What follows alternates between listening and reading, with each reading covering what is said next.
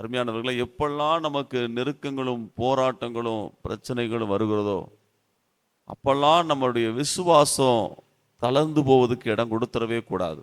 ஆமேன்னு சொல்லுங்க. ஒருவேளை யோபு தன்னுடைய விசுவாசம் தளர்ந்து போக இடம் கொடுத்து அவனுடைய மனைவி சொல்ற மாதிரி கடவுளை தூசிச்சிடலாமா? அவர் நமக்கு என்ன செஞ்சார் சொன்னா, அவனுடைய முன்னிலைமையை காட்டிலும் அந்த நிலைமை இன்னும் கேடு உள்ளதா போயிருக்கும்.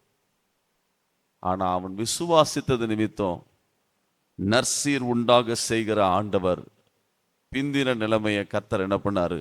அவனுக்கு ஆசீர்வதித்தார். ஆமேன்னு சொல்லுவோம். அப்படின்னா ஒரு சில துன்பங்கள், சில கஷ்டங்கள், சில கண்ணீர்கள் நமக்கு அந்த வழியாக போகும் பொழுது சில நல்ல உயர்வான நிலைகளை கர்த்தர் நமக்கு வைத்திருக்கிறார். ஆமேன்னு சொல்லுவோம். சில அவமானங்களை யோசேப்பு போல நம்ம சகிக்கும் பொழுது ஒரு உயர்வை நோக்கி நாம் பயணித்து கொண்டிருக்கிறோம் என்று நம்முடைய மனதிலே நாம் நினைக்க வேண்டும். ஆமேன்னு சொல்லுவோம். ஆகையினாலே முன்னிலைமையை பார்க்கிறோம், பின்னிலைமையை கர்த்தர் ஆசீர்வதித்தார்.